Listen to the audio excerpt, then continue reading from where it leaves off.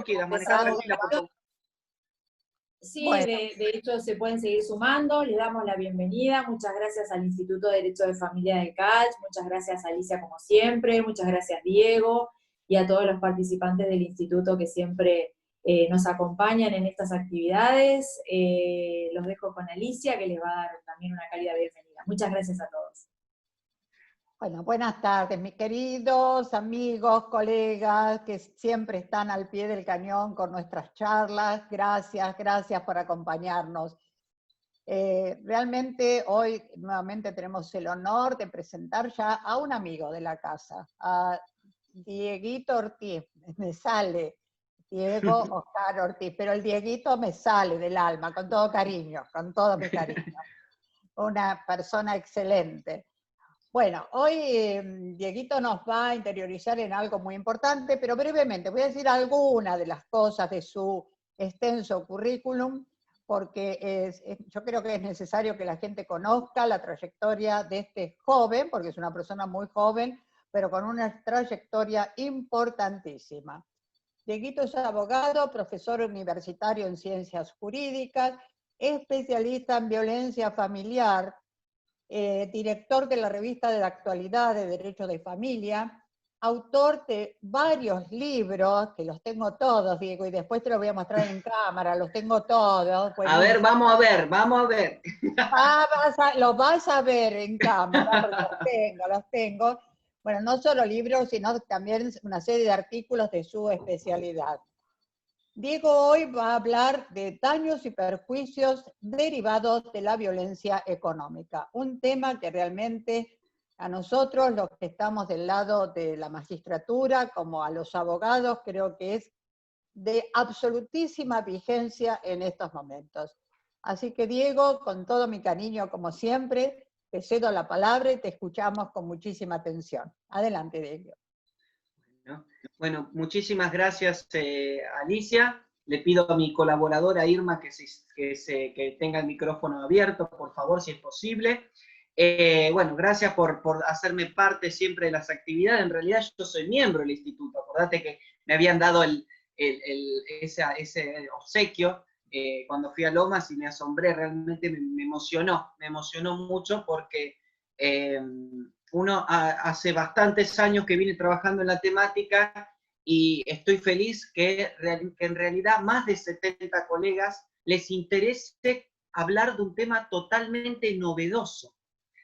En realidad ya es novedoso hablar de daños y perjuicios derivados de situaciones de violencia.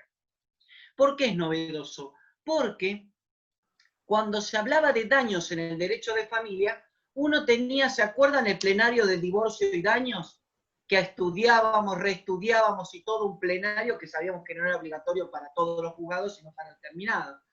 Entonces, ya se venía hablando del derecho de daños en el marco de las familias. Pero hablar de daños en violencia realmente era una locura. ¿Por qué era una locura? Porque una cosa es la temática de violencia que intenta resolver una medida para frenar la situación de violencia denunciada, evitando que en el futuro se reitere o se incremente. Entonces esto va, de hecho, que va de bruces contra el derecho de daño. Porque si no, más de uno, doña Rosa o don Héctor en la casa van a pensar que quieren hacer plata de la violencia. O sea, ¿qué está hablando Diego Ortiz? De plata de la violencia. Y cuando yo arranqué a investigar este tema, fue antes incluso del 2013, antes de salir mi libro, el primer libro de medidas cautelares en violencia familiar, que fue el segundo mío, en la cual el editor pidió, no, daños en violencia no lo va a comprar ni el loro, Diego. Daño en violencia no. Yo había hecho una investigación de 600 páginas, no sé si alguien tiene el libro de daños, pero el libro de daños es un libro que tiene jurisprudencia nacional e internacional, y encima de diferentes provincias y de diferentes países. Es un libro que me llevó años, 3, 4 años escribirlo, todos los días, incluso 24 de la noche, 24 de diciembre de la noche, mientras todos estaban poniendo cumbia, yo estaba revisando algo porque tengo esa obsesión y no termino hasta hasta que no termine algo, no lo largo. Entonces, ya me venía interesando el tema. Y había visto algunas opiniones también de grandes doctrinarios, opiniones de Graciela Medina, de Májer de Carlucci, Marisa Herrera, Juan Pablo Viar, Silvio Lamberti, opiniones de procesalistas, de Sirkin, en el tema de daños y violencia, pero siempre mi preocupación era la persona que está escribiendo o aportando daños en violencia, ¿lo hace desde una visión jurídica de ser abogado o lo hace desde una visión propia de la temática? Porque no es lo mismo. No es lo mismo hablar de ciclo de la violencia que hablar de ciclo de la violencia en el procedimiento civil de denuncia de violencia familiar. No es lo mismo hablar de daños y perjuicios en el derecho a la familia que daños y perjuicios, estoy sacando la ropa, esto es un striptease, de daños y perjuicios en casos de violencia familiar. Entonces había una resistencia que uno se tiene que hacer cargo cuando uno habla de estos temas. Frente a esa resistencia, me presento hoy en día con un tema totalmente nuevo. Pero digo, ¿por qué es nuevo si me decís que lo investigás desde el 2012?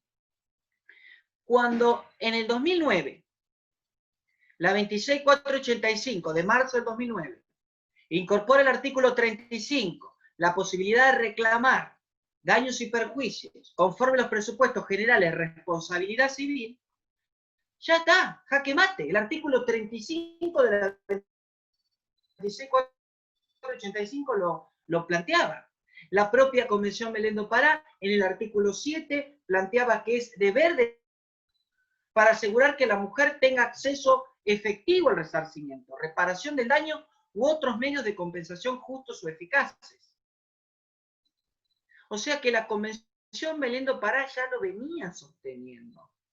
No era un invento hablar de daños en violencia. Teníamos fundamentos normativos. Sin embargo, de manera honesta, hay que decir que la jurisprudencia era totalmente escasa. La que iba saliendo la comentaban varios autores porque era una jurisprudencia la cual muy escasa en temas de daños derivados de situaciones de violencia. Y al ser tan escasa, no teníamos los que aportamos en el tema material para poder analizar e interpretar, que es uno lo que tiene que trabajar siempre cuando sale un fallo. Desde ya discutirlo, desde ya, como el trabajo que se hace a veces en los institutos, se discute un fallo, se plantean diferentes posturas, se revalida más un tema que otro para poder hablar de la temática, pero siempre mi análisis fue desde el que estudia la temática violencia, porque yo puedo tener posgrado especialista en violencia, el que hice, pero yo vivo estudiando y construyendo diferentes conceptos y pensando diferentes cuestiones.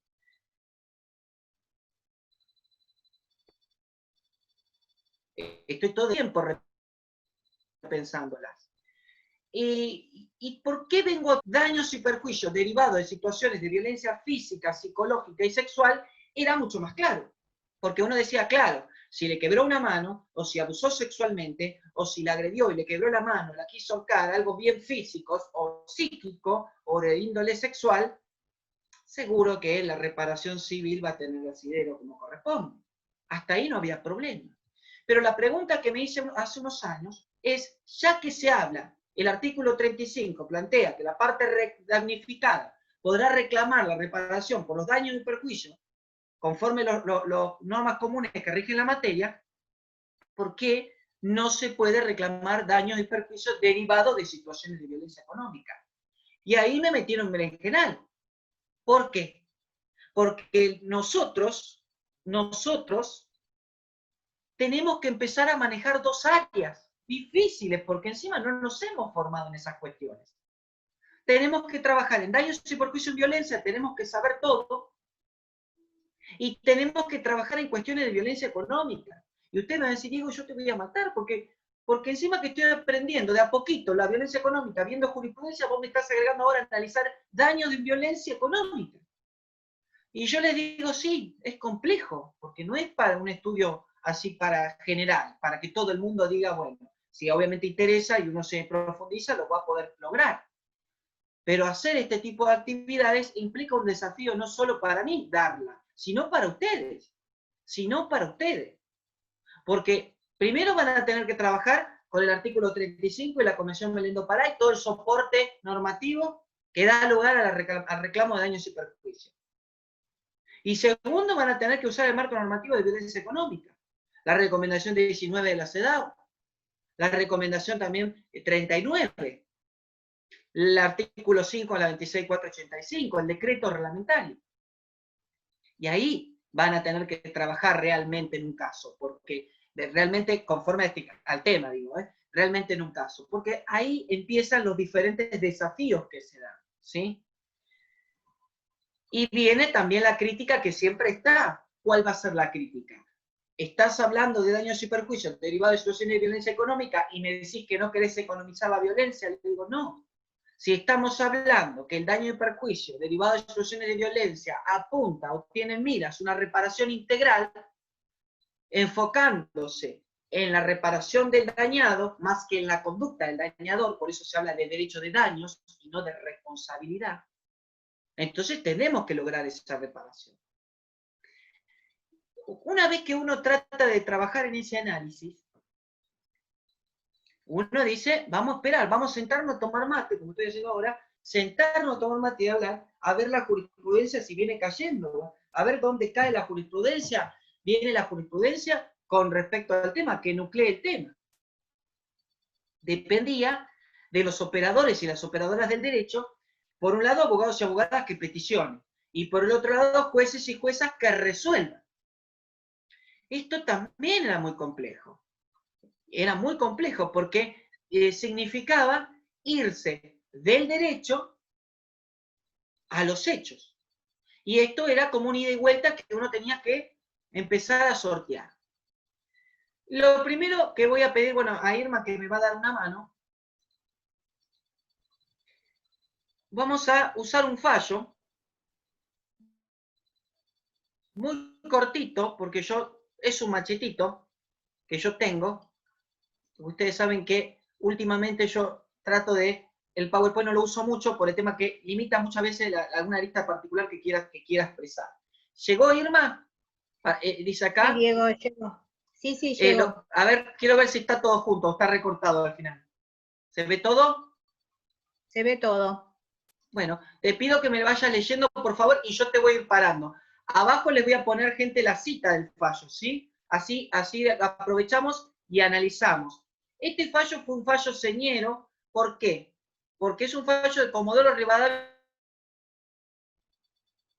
Chubut, en la cual la autoridad judicial impone la imposición de una multa frente a la violencia económica. Cuando doy violencia económica, lo que hago es dar este tema como uno de los fallos señeros.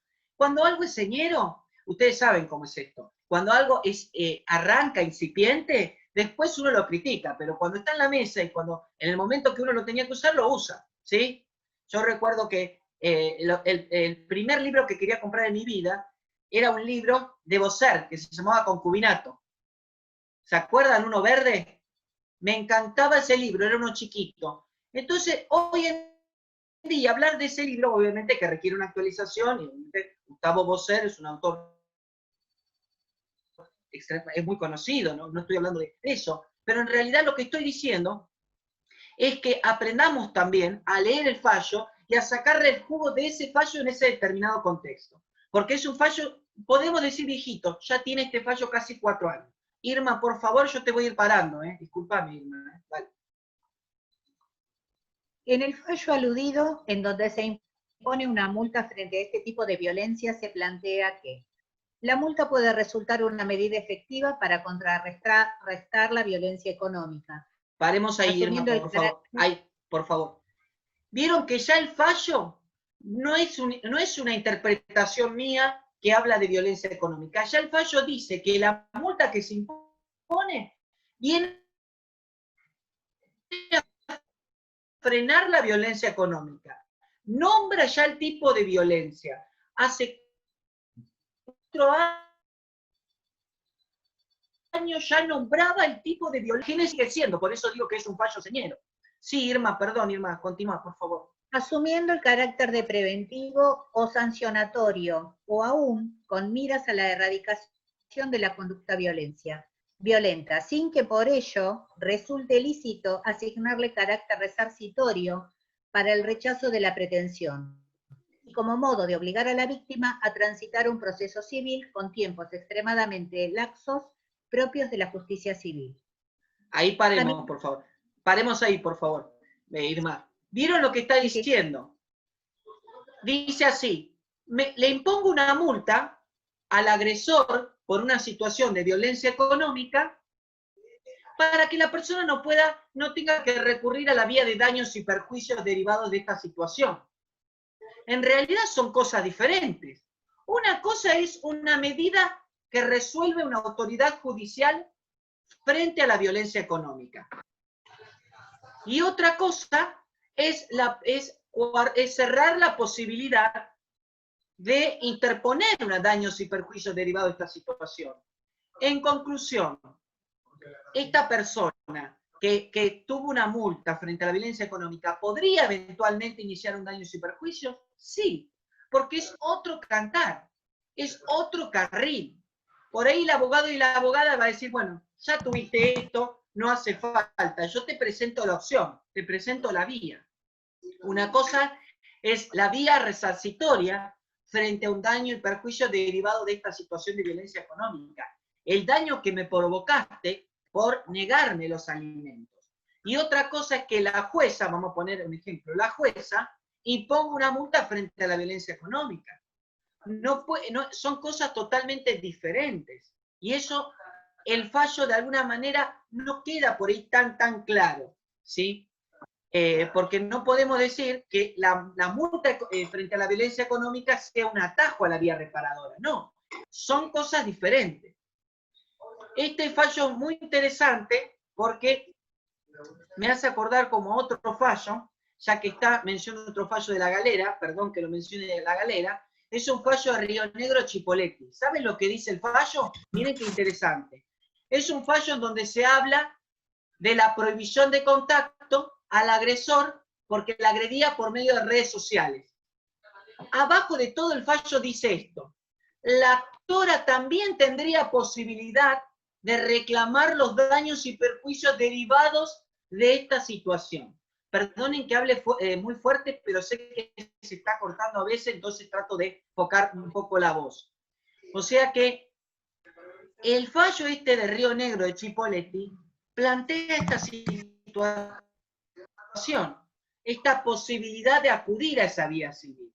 Pero por una cuestión de bondad, no. Por una cuestión de que no está sujeto el proceso de daños y perjuicios derivados de violencia a la resolución con la medida, ¿sí? Empezar con este fallo fue importante, es importante, porque realmente el fallo es muy importante, pero también da lugar para analizarlo desde ese punto de vista, ¿no? Desde el punto de vista que me lleva a hablar de daños y perjuicios derivados de situaciones de violencia económica. Más adelante viene un tema que llama la atención también. Alguien tiene la tele prendida, me parece. No sé si Irma o yo. Yo no la tengo la tele prendida. ¿O no? No, Irma. Entonces alguien ahí tiene la tele prendida, está mirando alguna novela, alguna. Bueno, el tema es así. Dentro de los daños y perjuicios derivados de situaciones de violencia económica, es imposible no hablar de si dijimos en la charla de violencia económica que la negación de alimentos es violencia económica, o sea que tendría que empezar a llover jurisprudencia de daños y perjuicios derivados del incumplimiento alimentario. Pero no un incumplimiento alimentario tendiente a cobrar una cuota impaga, porque esto no, es tendiente a resarcir el daño derivado frente al incumplimiento del que tendría que haber cumplido con la cuestión alimentaria. Esto es muy interesante porque marca un poco la idea de los temas, ¿no? Y hay un artículo de Nelly Michersky que analiza muy bien el tema, a mi entender, una maestra del derecho. Ahí voy a pasarlo. ¿Ustedes me escuchan bien? A ver si alguien me pone en el chat. ¿Me van escuchando bien? Bien, ahí está. Gracias. Sí, ahí va. Miren lo que dice Nelly Michersky. Dice así, la interpretación de los artículos 4, 5 y 6, 35, son las madres quienes conviven con sus hijos menores de edad y ven menguada su capacidad de ingresos económicos por el tiempo que deben dedicar al cuidado de ellos, ante el incumplimiento del deber alimentario de los progenitores no convivientes, se configuraría una acción de violencia económica contra la mujer. Específicamente el tema que me propone Alicia para hablar ahora. La autora continúa sosteniendo que no son aislados los casos en que el progenitor no conviviente se desentiende a nivel económico de sus hijos, sino que voluminosa cantidad de expedientes tramitan ante tribunales por reclamos y ejecuciones de alimentos.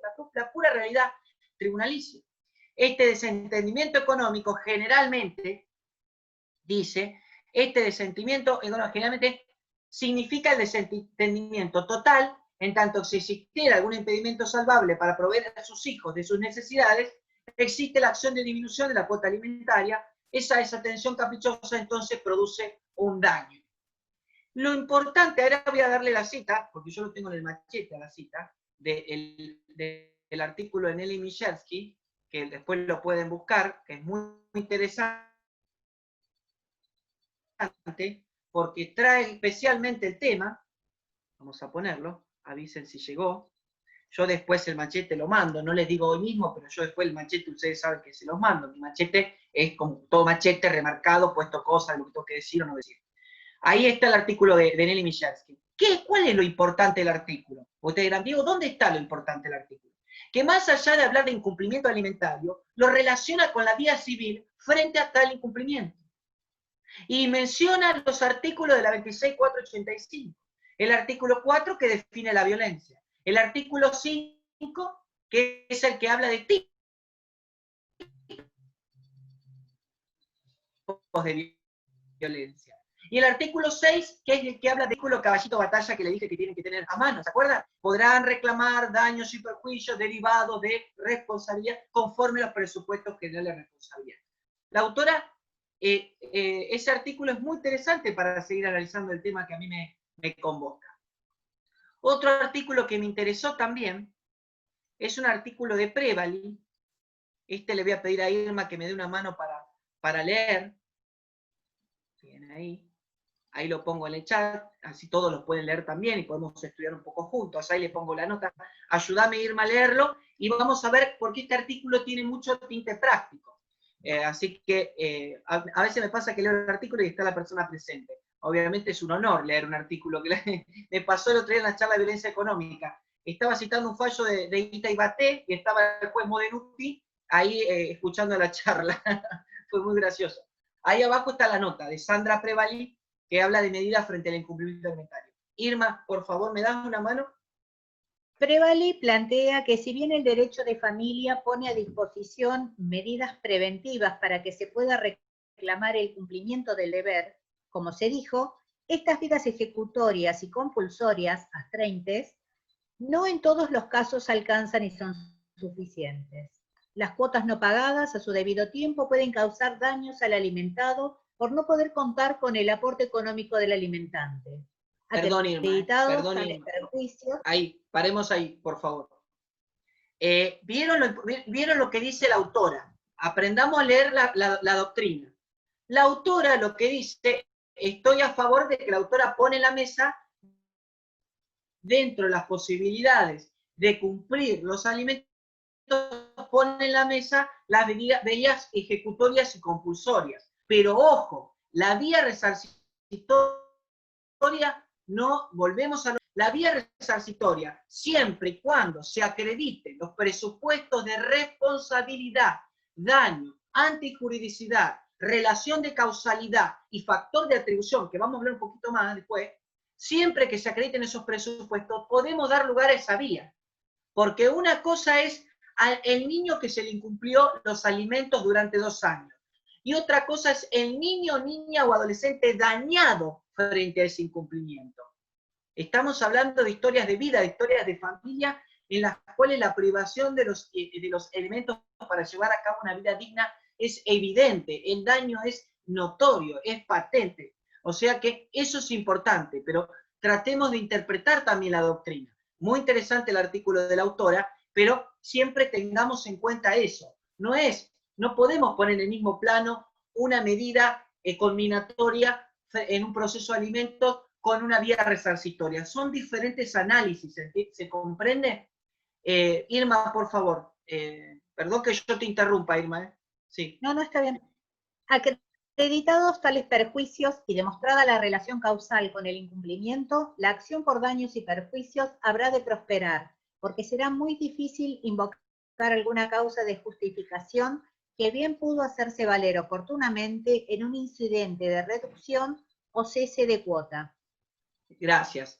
¿Vieron lo que dice acá? Lo dice la autora. Si vos acreditás la relación de causalidad, el daño y los demás presupuestos, menciona esos dos, no hay ningún problema para poder acceder a la vía civil.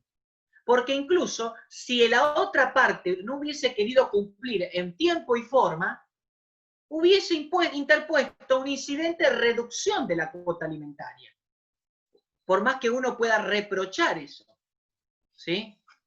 Ahí está, bueno, ahí Marilyn está completando. Pero ¿se entiende lo que estamos diciendo? Es muy interesante también ese análisis que se hace.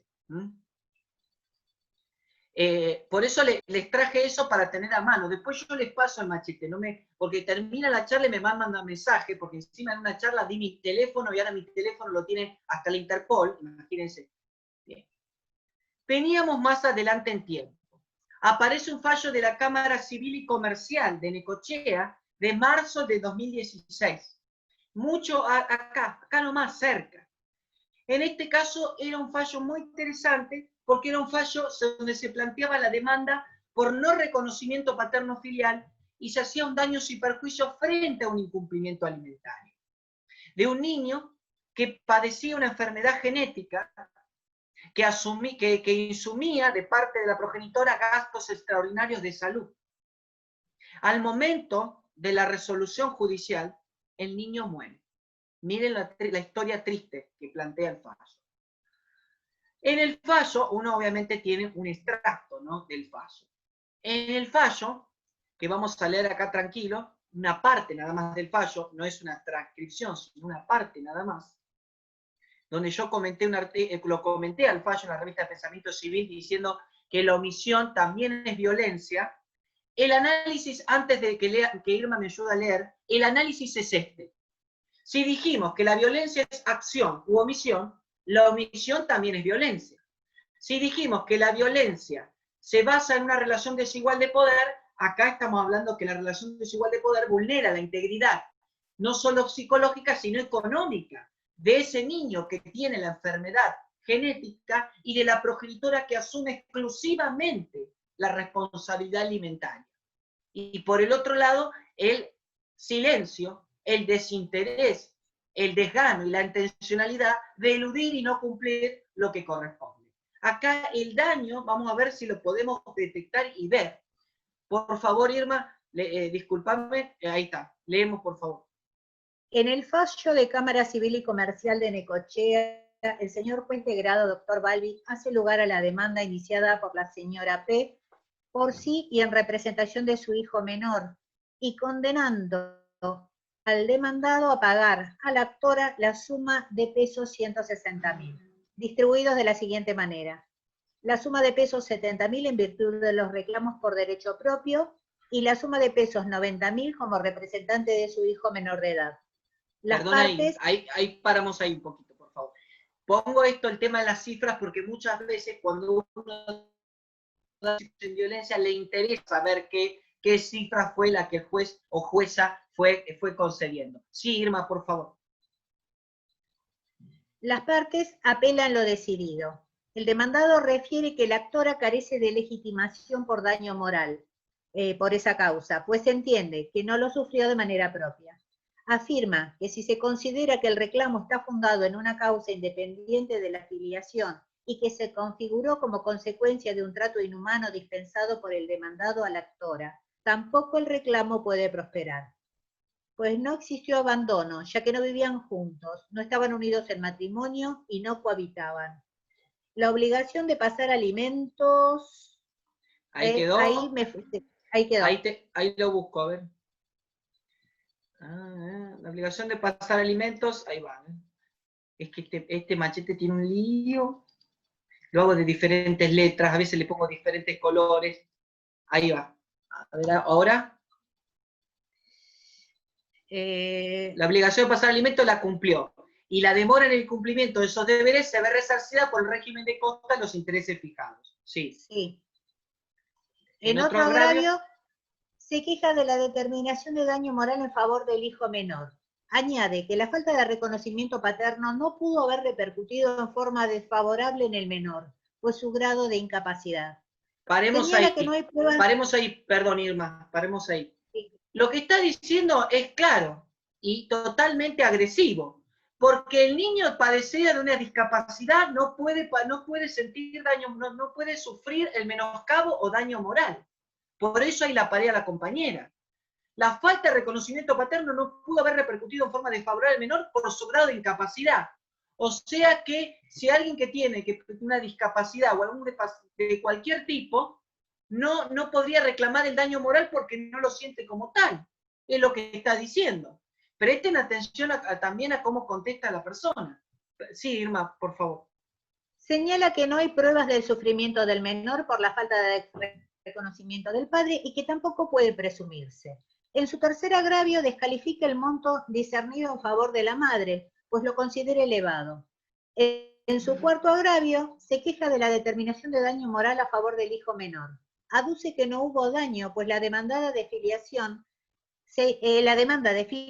se inició a los 3 meses del nacimiento del menor. Añade que la falta de reconocimiento paterno no pudo haber repercutido en forma desfavorable en el menor, pues su grado de incapacidad. Señala que no hay pruebas de sufrimiento del menor por la falta de reconocimiento del padre paterno. y que tampoco puede presumirse. O sea, el actor, la actora refiere que los importes discernidos en el grado son exiguos frente a la conducta del demandado, quien se mostró siempre ausente desde el embarazo hasta el fallecimiento del niño, con motivo en su grave enfermedad. Indica que el demandado negó judicialmente ser el padre y se manifestó agresivamente en el proceso de alimentos. Alega que sufrió angustias ante la imposibilidad de cubrir adecuadamente las necesidades económicas de su hijo. Finalmente, la Cámara confirma la sentencia de grado, admitiendo el resarcimiento. Ustedes me dirán, Diego, ¿dónde está el daño? Si no lo vieron, la verdad, ahí tenemos que seguir estudiando. En realidad, acá hay que pensar esto. Obviamente el derecho no seca lágrimas. El derecho no está pidiendo el afecto, que esté abrazando constantemente el señor a ese niño. Lo que está diciendo es que cumpla su obligación alimentaria y que la cumpla de manera debida.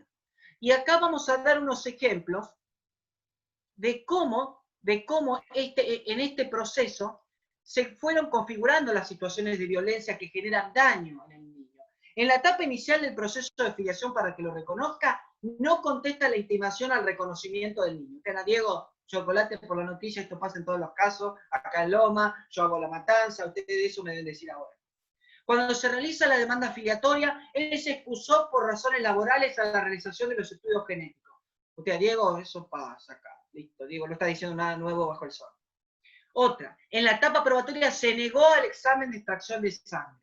Mientras tanto iban pasando los meses. Mientras tanto, la progenitora iba asumiendo los recursos, iba poniendo todos sus recursos porque trabajaba en una escuela y le pedía préstamos a terceros y a parientes para cubrir los alimentos de ese niño que tenía una enfermedad. Y al momento de la resolución se muere. Al observar posición, el demandado había afirmado desconocer la enfermedad de su hijo. Claro, después, cuando la conoce, la usa como argumento para decir, y si tenía una discapacidad, poco daño moral va a poder sentir. A su vez, el proceso de alimento, al ser citado, sostuvo que no correspondía fijar alimento. Dice así, miren lo que es violencia, ¿eh? El estado psicofísico del menor importa, nos echa un cuadro cuasi vegetativo, siendo acotados los gastos de medicamentos, vestimenta y alimentación. Si está en estado vegetativo, está diciendo, no va a comer, no se va a vestir. Esto, gente, es violencia. Esto es violencia económica. Así que si ustedes no lo ven, por favor, me retiro del Zoom.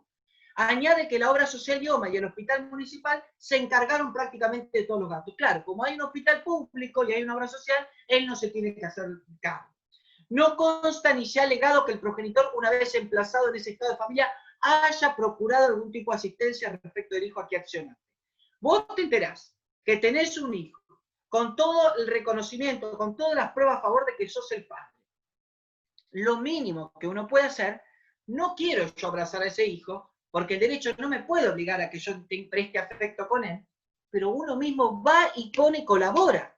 Cuando se fijó la cuota de alimentos provisorios, que sabemos que es poca, el progenitor deposita la primera cuota cuando el niño contaba casi con 10 años de edad. El demandado nunca abonó totalmente la suma, como su obligación alimentaria respecto al niño, aduciendo carencias económicas, cuando del fallo surge que no era así. Todo esto sin considerar la situación de salud del niño, quien padecía esa grave enfermedad, que tenía que realizar estudios, controles, seguimientos médicos. ¿Quién se hacía cargo de eso? La progenitora. ¿Y por qué él le dice que ella carece de legitimación para actuar cuando es ella la que asume absolutamente la responsabilidad alimentaria? Sumado a la permanente asistencia de otra persona para los quehaceres personales, lo que significaría mayores gastos. El progenitor demandado, a su vez, admitió que jamás concurrió a conocer a su hijo, que los problemas severos y irreversibles los conoció únicamente por vía de notificaciones e informes que se han dado. Sin embargo, esto le ha servido para poder contestar en la demanda que dicha estado de salud del hijo servía para que no pida vestimenta, que no pida alimentos, porque estaba en estado consigo. Ahí tienen otro ejemplo de fallo señero de hace 4 años. Ustedes dirán, Diego, ¿te gusta decir señero? Me encanta decir señero. Pero, ¿saben lo que está pasando? Que los fallos señeros no están saliendo todos los días. Porque usted dice, ay, Diego encontró un fallo señero, porque la verdad estoy orgulloso de ustedes y estoy muy feliz porque cada vez que se comunican conmigo por Facebook me manguean algo siempre, pero aparte me dicen, Diego, salió este fallo, digo esto, digo, escuchame una cosa, quiero investigar esto, o me salió a dar una charla en mi barrio, o escuché una charla de Alicia, o escuché la charla de Jorge, que estuvo muy buena. Se está despertando el interés, incluso para poder criticar al expositor, no hay problema. Pero fallos señeros no hay muchos. Nos vamos a ubicar ahora, julio del 2020. Julio del 2020. Pleno contexto de ASPO, aislamiento social preventivo y obligatorio. En este ahí sale un fallo muy interesante, que este fallo es señero, un fallo que sale en julio del 2020, ayer. El jueves mi cumpleaños. El jueves cumplo años, el 6 de agosto, ahí me acordé, paso festejando el cumpleaños. ¿Por qué es interesante el fallo? Yo voy haciendo la introducción del fallo. Y después les voy a mandar, porque sale esta semana sale el comentario del fallo en una revista jurídica. En este fallo me parece que vamos a necesitar colaboración de otra persona, no sé si Irma se anima a leerlo también, porque es un poquitito más largo porque hay que desglosarlo un poco. Yo les voy a explicar por qué el fallo es señero, antes de empezar a analizarlo. El fallo habla de daño y perjuicio derivado del no reconocimiento. Y ustedes me dirán, Diego, me voy, listo. Agarro mis cosas, cierro la reunión, o pongo una fotito, una palmera, y mientras me voy a limpiar mis cosas, mi casa. Obviamente, sobre el tema de daños y perjuicios derivados por el no reconocimiento paterno-filial, hay fallos para hacer dulce de leche, o higo, porque en mi casa tenemos higuera y mi vieja hace dulce de higo todo el tiempo. Lo interesante de este fallo de Jesús María Córdoba es que, más allá de analizar el daño por no reconocimiento de paterno-filial, analiza que ese daño por no reconocimiento genera violencia económica y psicológica a la actora, que pide ser reconocida. Frente del otro lado a un progenitor cuya prueba pericial da el 99%, que es el progenitor, que no podía decir nada, el barrio sabía que él era el progenitor, pero él era un hombre de pueblo, de campo, de folclore. Y él decía que iba de pueblo en pueblo, de campo en campo, de chacra en chacra, y bueno, diferentes historias de amor, diferentes aventuras, ¿viste? O sea que eso decía él. Y dice, yo con mi mujer hace 30, 40 años que estoy casado. Y de hecho decía esto, ¿por qué no averiguan la madre de la actora y los hijos que tienen diferentes apellidos? Esto surge del propio fallo. Lo vamos a analizar un poquito más, me voy a poner en profe Ciruela, sé que a algunos no les gusta, o sé que algunos dicen, no, pero me pongo en profe Ciruela porque la idea es charlar, meter debate y también darles información más profundizada, porque estamos entre colegas charlando. Sí, lo vamos a poner de a poquito, a ver, vamos a poner una parte. Bien. A ver, Irma, por favor, si te cansás, Irma, ¿se escucha bien, gente? ¿Van escuchando? Pónganme en el chat si se escucha bien, así avanzamos. Ahí está, gracias. Ahí está, ahí, gracias, Gustavo. Ahí está. Ahí lo pongo, Irma. Bien. Vamos a leer el fallo y vamos a ir parando. Vamos a ir parando un poquito, ¿sí? Por favor, Irma. Este fallo es muy interesante y van a ver en qué punto y que ustedes vayan cualquier cosa apuntando y después le mandamos, yo le mando el machete y después en la semana va a salir la revista jurídica que comenté yo ese fallo. Sí, por favor. En el fallo, la actora inicia demanda de reclamación de filiación extramatrimonial en contra del señor H.A., con el fin de obtener el reconocimiento de su paternidad y la indemnización por los daños y perjuicios que su conducta provocó en la accionante, y que conforme lo requerido por el Código Ritual, cuantifica en la suma de pesos 500.000, con más intereses, gastos y costas. Manifiesta que su madre conoció al demandado a través de amigos. Con el tiempo se consolidó la relación entre ellos, fruto de la cual el día 7 de febrero de 1989 nació la actora, que vivieron como familia ensamblada, integrada por su madre, los 3 hijos de una relación anterior, la actora y el demandado, que trabajaba en el campo y viajaba los fines de semana y algunos días entre semanas. Relata que cuando cumplió 5 años, su madre se enteró de que el demandado tenía otra familia, por lo que terminó la relación y la actora no volvió a ver a su padre. Afirma que vivían en una casa humilde con necesidades, que su madre, y ahí quedó, Diego. Ahí, para, pues sí. Afirma que vivía en una casa humilde, ahí lo pongo, para decir más. Ahí está. La historia marca un vínculo, por más que no haya habido un vínculo. Ahí está, me están mandando mensajes, piropo también, bueno, Dios mío, uno se va con el ego. Ahí va. Afirma que vivía en una casa, ahí, Irma. Afirma que vivían en una casa humilde, con necesidades, que su madre, viuda, siempre tuvo que lucharla sola en la crianza de sus hijos. En un caso por fallecimiento del padre de sus hermanos y en el otro por la desidia y abandono del demandado. Refiere que creció careciendo de lo material, como también del cariño de su padre, que sufrió en el colegio por ser pobre, por no tener padre. Sostiene que cuando alcanzó la mayoría de edad, comenzó a buscarlo, que preguntaba por él y nadie le decía nada. Hasta que un amigo de su hermano le cuenta que lo conocía y le iba a decir que tenía una hija. Bien. Falta, Diego. Sí, ahí para que lo sigo yo, total. Afirma que el día 25 de mayo, no lo puse en el chat, pero lo leo, en la terminal del Tortoral se le aproxima una persona que dice que es el padre. Y le dice que la quería ver, la abrazó, la besó, le pidió perdón por el tiempo perdido, que prometió recuperar y compartir más momentos juntos. Más tarde, unos meses, fue a buscarla a su casa y conversaron, y la actora había 14. La actora lo que más necesitaba era la presencia del padre en ese momento. Como el padre no apareció, se quedó en Musarela, ella el 12 de noviembre, 2 días antes de casarla, fue a verlo al campo. Y él la sacó rajando, le dijo, ¿qué hacen acá? La agredió, la amenazó, y siempre ella no entendía qué era lo que pasaba. Y ahí reclama por el daño moral injustamente sufrido, causado por ese señor, de parte de las burlas que sufría el pueblo, las bromas de sus padres, angustia y otros sentimientos que provocaron sufrimientos y esa modificación valiosa del espíritu. Siempre existió esa actitud del demandado desaprensiva, tendiente a eludir su responsabilidad de paternidad que tiene que ser tenida en consideración del daño. Cuando se le da el traslado de la demanda, él niega todo, por supuesto, él niega todo y habla también de que, y la verdad que yo hace mucho tiempo iba de pueblo en pueblo y tenía diferentes relaciones. Y en realidad, ¿por qué la progenitora de la actora no indica quiénes son los apellidos de sus, ahí lo que le decía, los apellidos de sus hijos que son de diferentes padres? Como diciendo, si ella no dejaba títeres sin cabeza, me vienen a reclamar a mí. Totalmente violencia simbólica, gente. O sea, El estudio pericial había dado que el 99% él era el padre.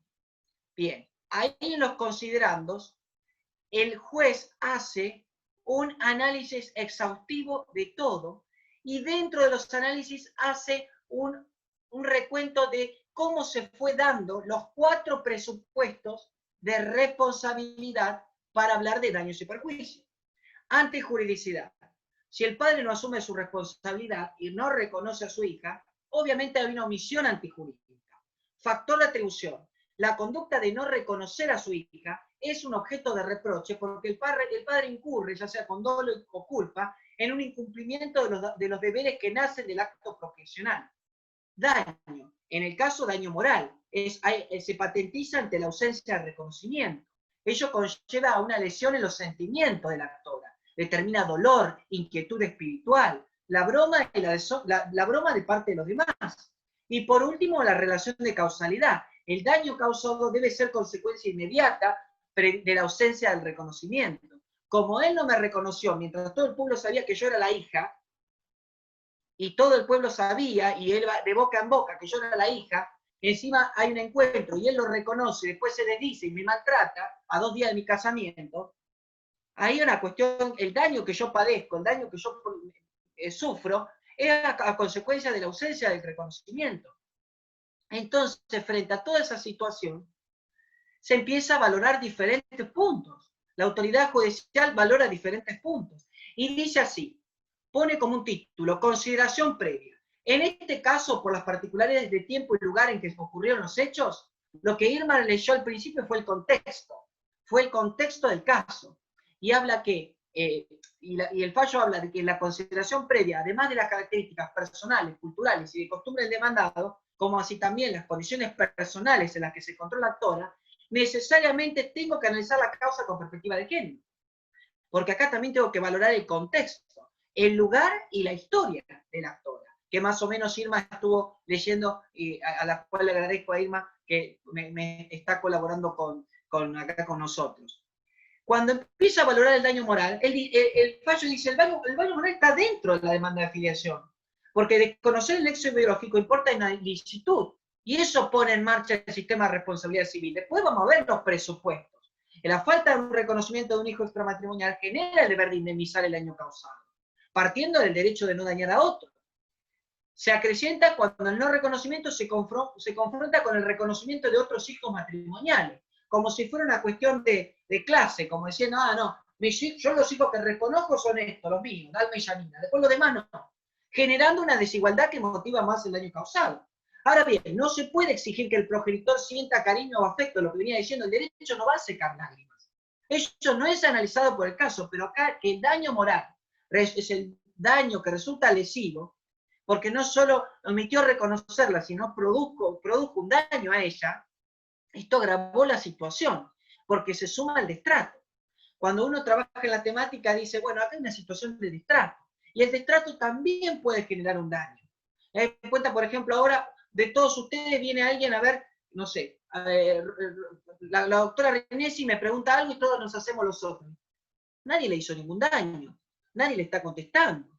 De alguna manera la estamos invisibilizando. Esto es destrato, y esto en esta situación tiene que ser entendida. O sea que también se valora en el fallo, por eso le digo que es un fallo señero, y me pongo nervioso para poder explicárselo, la conducta en el proceso del demandado. Él, al contestar la demanda, negó todo. Y obviamente ustedes van a decir, claro, digo, ¿qué quiere que diga? Sí, tengo que tener razón. No probó nada de lo que sostuvo. La actora sí, pero él no probó nada. Y en este caso, el magistrado tuvo contacto con el demandado y vio que cuando tuvo la audiencia contacto, no solo estuvo agresivo, sino con una actitud poco colaborativa, como diciendo que a él le deben algo. Y en este caso, la autoridad judicial ya está viendo un determinado contexto, de la cual hay un hombre de campo, el clásico hombre de campo que va a todos los pueblos, y que tiene diferentes romances y aventuras, y que nadie puede decirle nada, nadie puede negar nada porque es hombre y es macho, y eso lo ve visibilizando el juez. Por otro lado, también analiza un punto particular, que es lo que recién había leído Irma, el contexto en el cual se produjeron los hechos. Y dice así, miren el título del fallo, el título que dice el fallo, perspectiva de un derecho humano. Un hombre con la particularidad del Señor, públicamente conocido como participante en ediciones del Festival Jesús María. ¿Se acuerdan de Jesús María? Enero en la piel, relincha un bagual, un buen payador. Mi papá miraba eso, Jesús María, todos los veranos sufría. Bueno, lleva a concluir que se trata de un hombre público del que se espera otro actuar frente a la sociedad.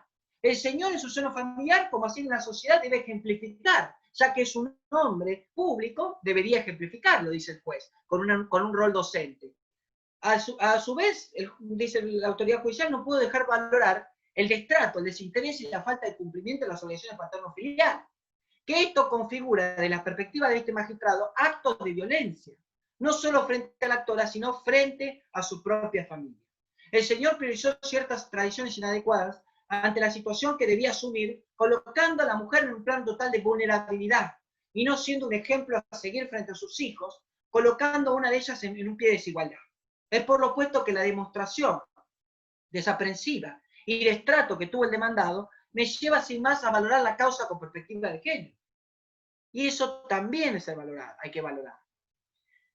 Hay algo que el fallo tiene que lo hace atractivo.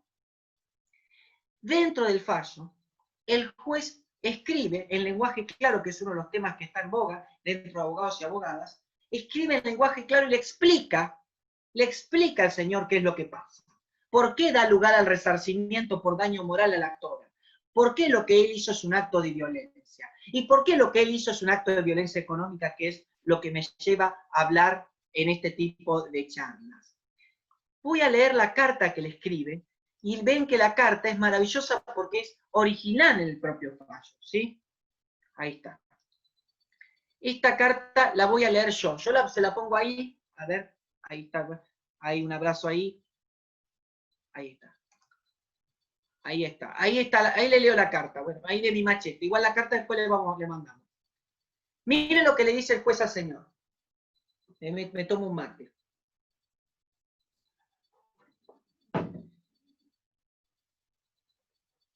Con el afán de ser claro para que el demandado entienda lo que se expresa en esta resolución, le digo: entiendo que la vida de campo es distinta. Comprendo que en el campo exista gente que pueda tener menos estudio y otros más. Pero lo que no está bien no es correcto en el campo y no lo es en la ciudad. La violencia, el maltrato, el actuar desinteresado no es adecuado en ningún lugar.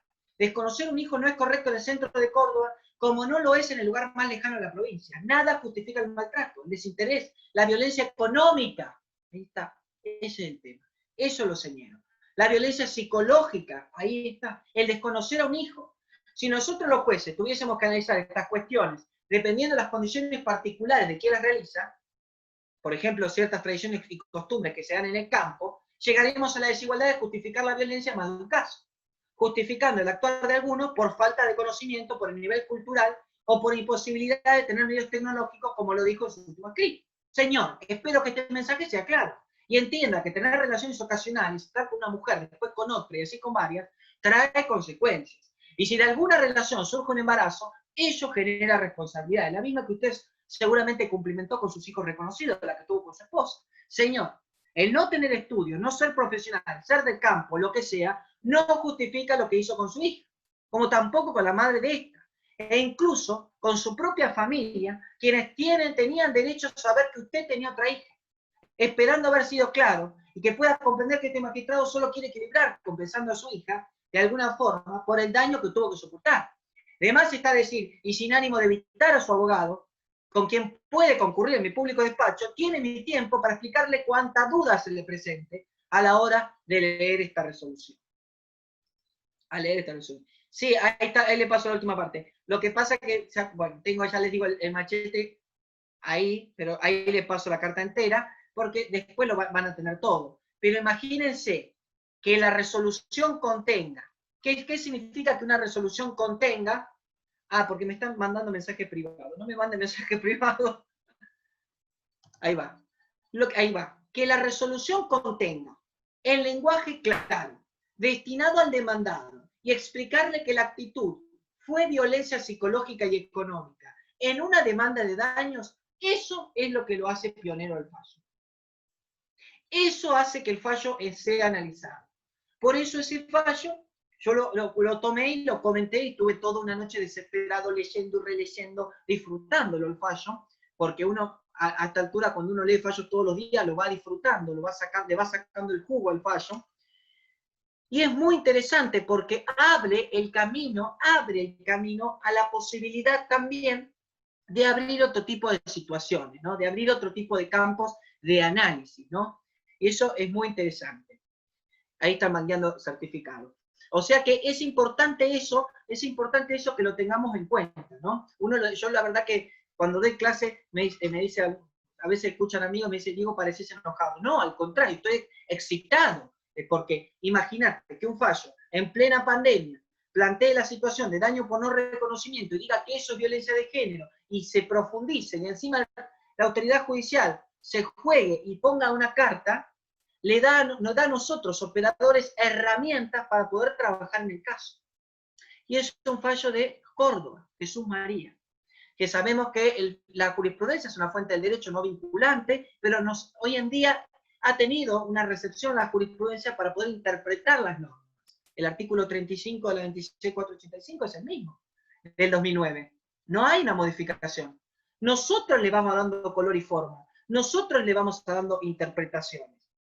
Esto me hace acordar, porque cuando fui a dar la charla de violencia económica, comenté un fallo de Morón, y la doctora que llevó el caso, estaba presente en la charla, y yo digo, si llego a encontrar a la abogada que hizo esa petición, usando el artículo 552 del Código Civil y Comercial para explicar que hay un contexto de violencia económica, yo la felicito. Y justo la abogada estaba presente en la charla, me dice, soy yo la abogada. Y justo en esa misma charla mencioné el fallo correntino de Ita y Baté, que plantea el tema de violencia económica, con la negación de alimentos con violencia económica del otro fallo. O sea que imagínense cómo va caminando también la jurisprudencia. Muy interesante. Pero esto no termina acá.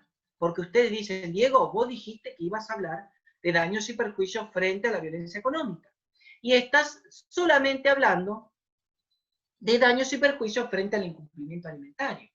Hablar de este tema da la posibilidad muy clara de hablar también de daños y perjuicios derivados de situaciones de violencia económica en una relación de pareja, en un matrimonio, o en una simple relación de noviazgo, o en una simple unión convivencial.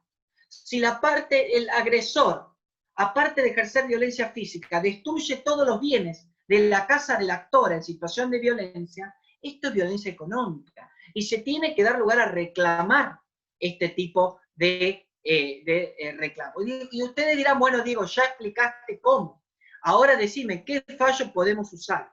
Y un fallo que yo uso muchísimo es un fallo de Santa Cruz, Río Gallego. Deben tener la cabeza como un tambor, discúlpenme, pero los estoy llenando de material y deben tener la cabeza así. Pero yo cuando me emociono estoy agregando cosas. Irma, te pido por favor, mientras pongo la pava eléctrica, yo te voy pasando un párrafo del fallo para que lo vayamos leyendo. Y así, presten atención por favor al fallo, porque encima tengo la cocina, tengo un departamento, un ambiente, pero la cocina encima la tengo en la punta.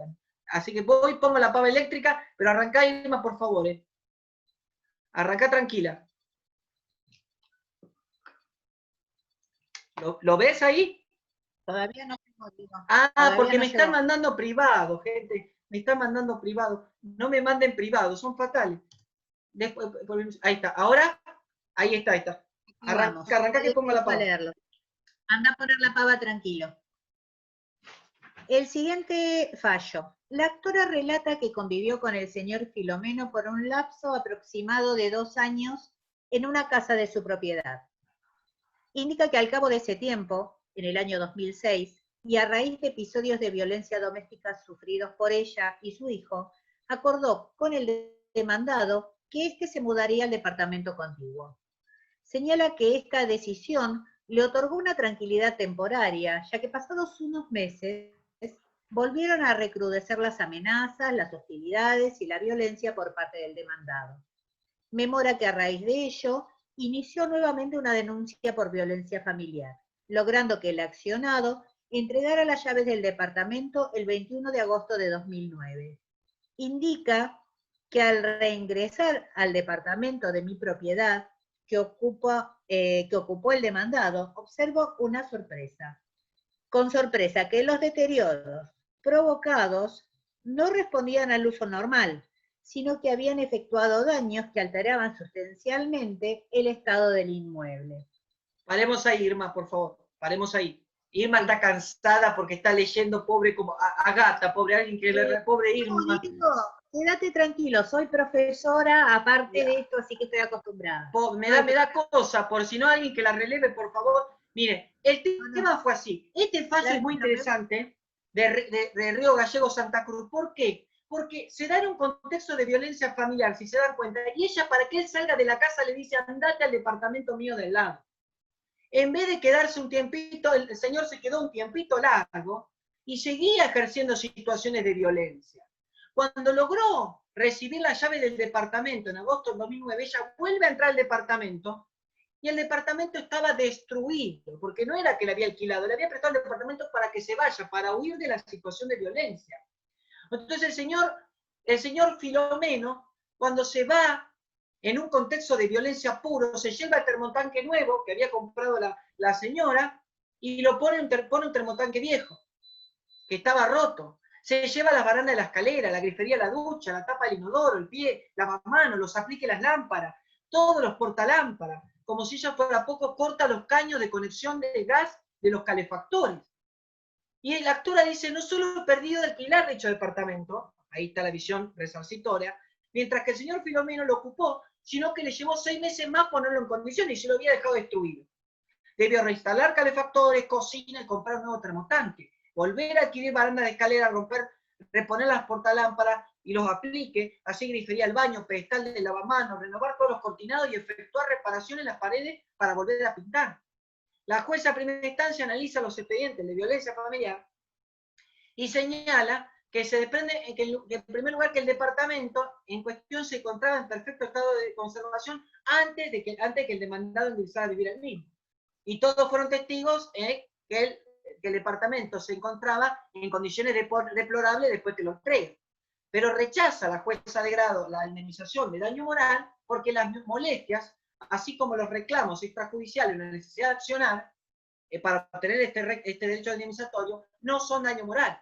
Para que así sea, es necesario alegar y probar esa modificación disvaliosa del espíritu. Y entonces yo me pongo a pensar, ¿y todo lo que hizo? Y el contexto de destrucción del departamento, y el hostigamiento que venía pasando. Bueno, de la prueba aportada no surgen cuáles son los sufrimientos espirituales causados, ni las aflicciones sufridas, ante la evidente molestia que ha sentido el actor. En este supuesto, el resarcimiento material agota el crédito. Como diciendo ya, con los materiales eso. Otorga indemnización por privación de uso e impone tasa activa y las costas en un 100% a cargo del demandado. La actora interpone el recurso frente a la jueza de grado y expresa agravios. Primero dice que esto no es un acto voluntario la entrega del departamento, porque este préstamo se produce en un marco de violencia familiar. Hay una asimetría existente entre el demandado, que yo tenía que encontrar una forma de terminar la convivencia, dijo el actor. Ante la presión emocional, porque de no poder lograr que se fuera de la casa, es que le dio el departamento. Y luego cuestiona el rechazo del daño moral, porque ¿por qué no se reconoce el daño moral? Si en este caso está íncito en la intención del demandado al destruir el departamento que ella construyó con tanto esfuerzo, señalándolo como un acto más de violencia hacia su parte y a su hijo. Por solicita que se considere el daño moral. Imagínense ustedes, abren la puerta de su casa y lo ven destruido el departamento. Más allá de la cuestión material y vivir en un contexto de violencia familiar, ¿que eso no provoca un daño moral? Por lo menos para preguntárselo. Surge, en este caso, del contenido de los expedientes, no podemos caracterizar los hechos del proceso como si fuera la cuestión, dice el fallo de Cámara, del contenido de los expedientes de violencia familiar. No podemos caracterizar los hechos del proceso como si fuera una cuestión meramente contractual, donde un comodatario restituye la cosa dada en comodato en mal estado de conservación o con daño, sino que tenemos que analizar las relaciones en un contexto de violencia familiar que no podemos omitir. Y el fallo es jugoso por esto. Miren la cantidad de argumentos que dan con respecto al tema, y ahí sí voy a pedir a Irma que me des una mano porque ya está el agua. Ahí está. Miren la cantidad de argumentos que da para poder incluir este supuesto de daños y perjuicios por la destrucción de bienes en el departamento de la actora como un acto de violencia de género. Acá están todos los argumentos. Y después yo sigo y te doy una mano. Sí, por favor. Veo cada palabra. Sí. Toda mujer tiene derecho a una vida libre de violencia, tanto en el ámbito público como en el privado, según declara el artículo 3 de la Convención Interamericana para prevenir, sancionar y erradicar la violencia contra la mujer. Y que los Estados partes tienen el deber de establecer mecanismos judiciales y administrativos necesarios para asegurar que la mujer objeto de violencia tenga acceso efectivo a resarcimiento, reparación del daño u otros medios de compensación justos y eficaces.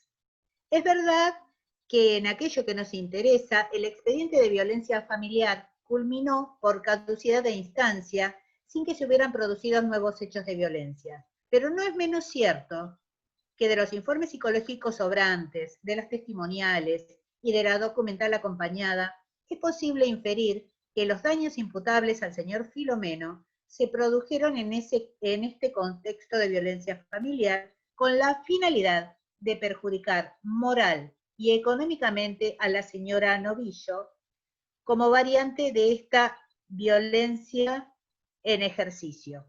Paremos ahí, Irma, paremos ahí. Ahí está parte de la doctrina del fallo. Lo que está diciendo el fallo de Cámara es que acá sabemos que la denuncia de violencia familiar culminó por este modo de terminación del procedimiento. No estamos discutiendo eso, dice el fallo. Pero no es menos cierto que de la prueba producida, recordemos que en una demanda de daños y perjuicios, la etapa probatoria es una de las fases, dice que del informe psicológico, de la prueba testimonial y de la prueba documental, se infiere que esos daños que hizo el señor Filomeno se produjeron en un contexto de violencia familiar con la finalidad de perjudicar no solo moral, y ahí lo dice, y económicamente a la señora Novillo como variante de esa violencia en ejercicio. Ahí es un ejemplo de donde ese parrafito muy claro donde marca la doctrina del fallo. Pues dice acá, después dice, las partes habían llegado a un acuerdo patrimonial y el señor debía entregar el departamento en buen estado de conservación. Esto no pasó.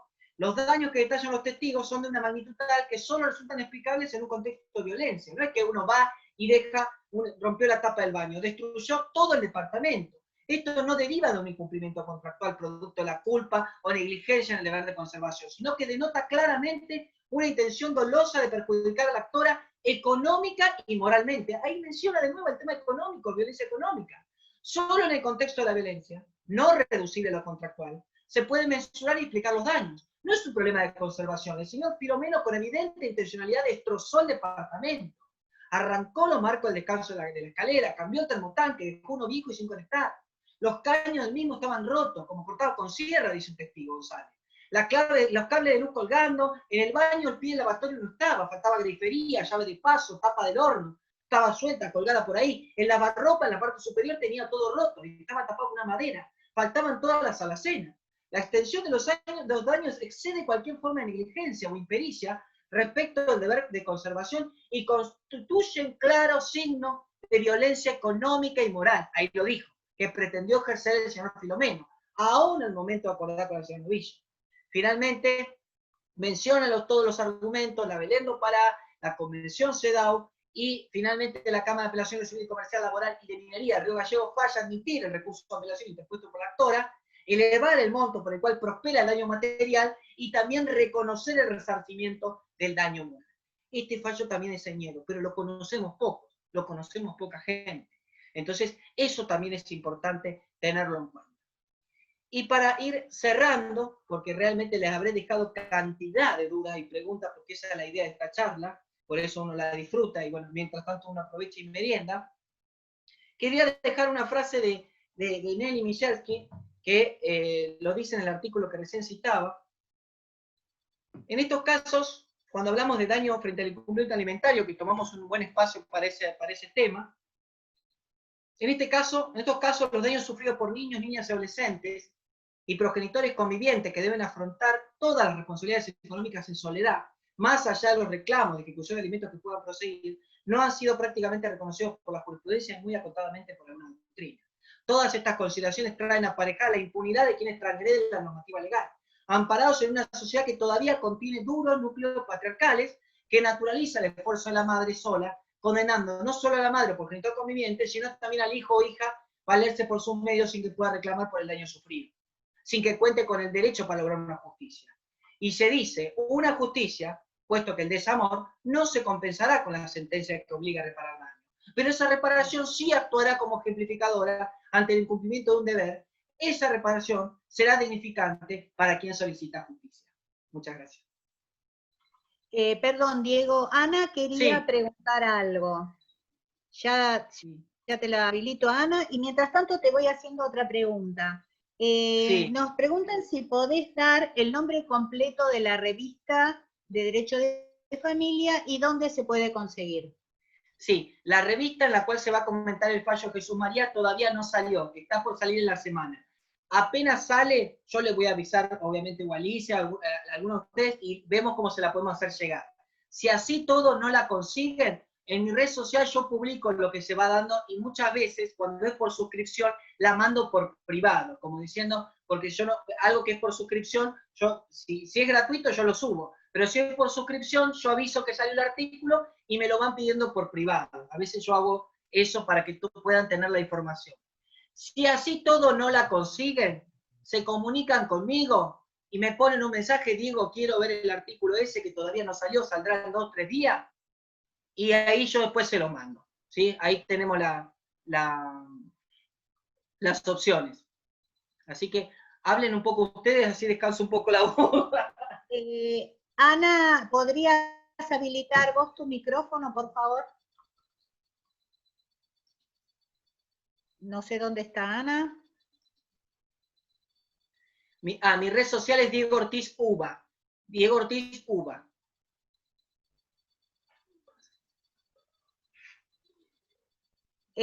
¿Alguien quiere hacer alguna pregunta? A ver si les puedo mandar el machete. Vamos a aprovechar. Doctor Croce. Doctor Croce. Doctor Croce. ¿Quiere a ver dónde lo encontramos al doctor Croce? Esperen que voy a tratar de mandar el machete. Buenas tardes a todos nuevamente. ¿Cómo estás? ¿Qué tal, Diego? Bien. Tanto tiempo. Te sigo Bien, igual bien. por Facebook. Sí. Muy interesante las cosas que ves. Pero más allá de eso, yo quería, y obviamente al Instituto de Derecho de Familia, a la doctora Taliercio, porque me has dado la gran alegría de celebrar que estos fallos lleguen al interior de las provincias. Es decir, la cultura que hay en el interior muchas veces no permite o permite este tipo de acciones, hombres que tienen por pueblo, es la excusa para mí, pero que bueno, que este fallo haya llegado al interior realmente es para celebrar.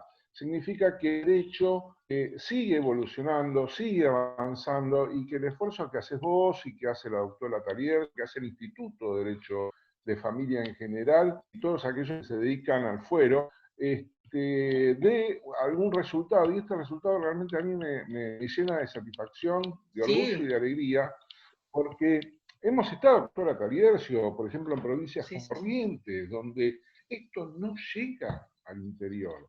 Es decir, donde está el campesinado, y no lo digo peyorativamente, sino porque trabajan en el campo, no llega. Yo he escuchado cosas que realmente horrorosas de esta violencia, no solamente de género, sino también esta espada que utilizan para violentar a una persona económico, que es lo que necesitamos para poder vivir en épocas tan asiagas como ha tocado a todos Ángel. en nuestro país y en otros países. Sí, te escucho.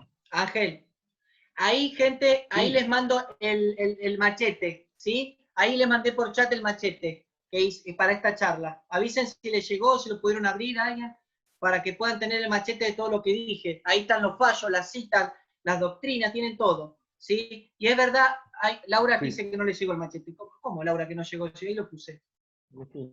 Ahí acá en el chat, ¿lo ven? Ahí lo ve, ahí por favor diga, bueno, cualquier cosa después lo vemos. Celeste ahí, Fernanda lo ve, bueno. Ahí al costado del chat, después me lo piden si no. En el chat del Zoom está el documento para descargar. ¿Sí? Ahí ¿Lo pueden está. ver? Si no me lo piden después y yo se los paso. Sí. Si no, después me lo piden. Es verdad, Ángel, lo que vos decís, que recupero también tus palabras. La verdad quería hacerles llegar el machete porque, bueno, por respeto a ustedes, a mí me gusta darles material, pero es verdad, como vos contabas, que es importante hacer conocer esta jurisprudencia a diferentes lugares para poder de alguna manera aplicar esta realidad también en diferentes contextos, ¿no?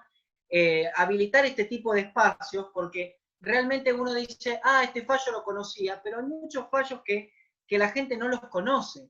Entonces, si uno dice, muchas veces pide un fallo de un tema determinado, y este fallo Jesús María, que fue un fallo que lo aproveché a desglosar todo lo que pude, es un fallo muy interesante porque también va a marcar mucho análisis también con respecto al tema.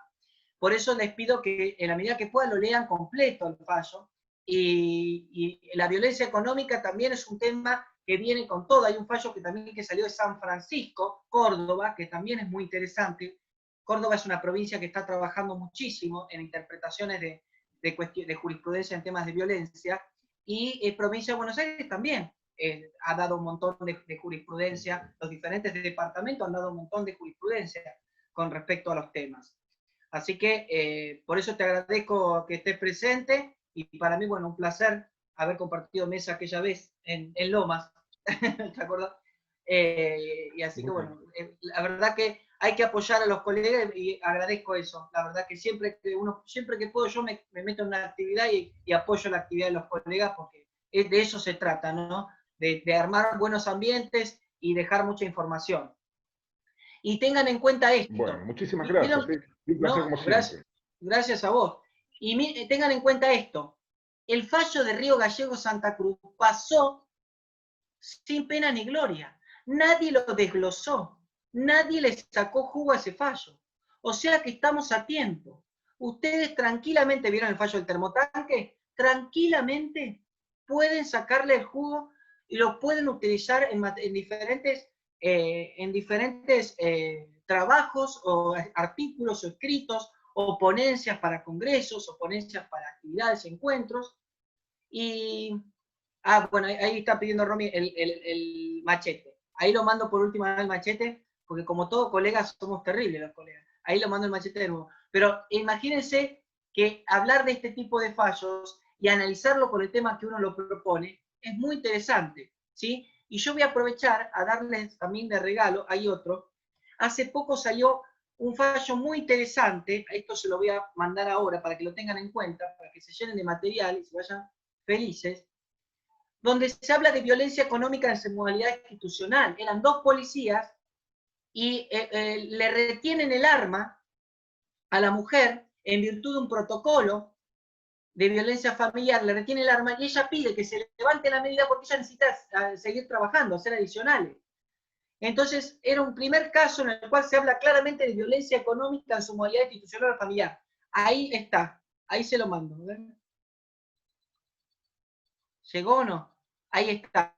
Dice REUS, violencia económica en su modalidad institucional. Ahí lo van a poder bajar. Si no, después me lo piden, no hay ningún problema. No sé si alguien quiere decir algo más.